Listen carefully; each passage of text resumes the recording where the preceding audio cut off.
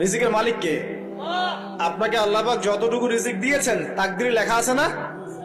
তাকদিরে লেখা আছে না? তাকদিরে লেখা আছে যেটা, সেটা কি আপনি না খেয়ে মরবেন নাকি?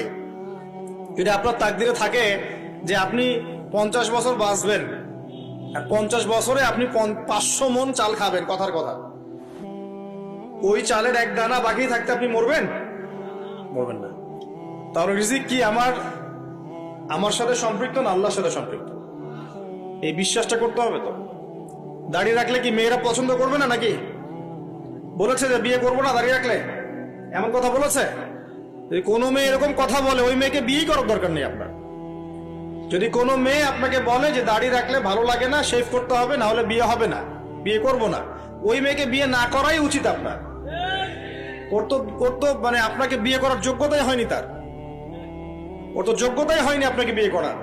সে তো দাড়ি নিয়ে প্রশ্ন তুলছে। যে মেয়ে বলবে যে নবীর সুন্নত আছে এজন্য আপনাকে পছন্দ করি, তখন বুঝবেন যে হ্যাঁ, এই মেয়ের মধ্যে ভালো কিছু আছে। যেই মেয়ে দেখবে যে আপনি নামাজি কিনা, যেই মেয়ে দেখবে আপনি নামাজি কিনা, দাঁড়িয়ে আছে কিনা, ইমানদার কিনা, দিনের জন্য কিছু করেন কিনা, হালাল খান কিনা, ওই মেয়ে ইনশাল্লাহ আপনার ঘরে শান্তি দিবে। আর যেই মেয়ে আপনাকে দেখবে আপনার কত বড় সম্পত্তি, কতটা বড় জমি, কত বড় চাকরি, সুদ খান কিনা ওর কোনো আসে যায় না, টাকা হইলেই হইল, এগুলোকে ঘরে ঢুকালে অশান্তি। অশান্তি কি চাচ্ছেন, শান্তি না অশান্তি?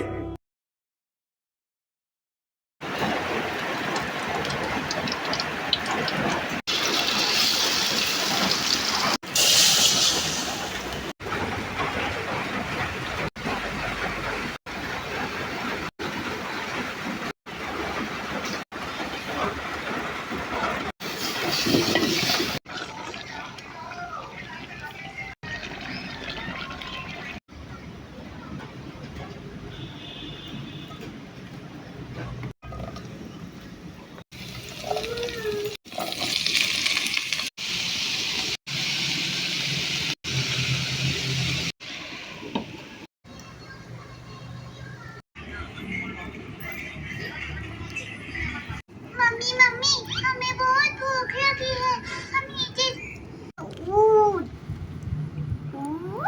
ऊट ऊट চলছে না।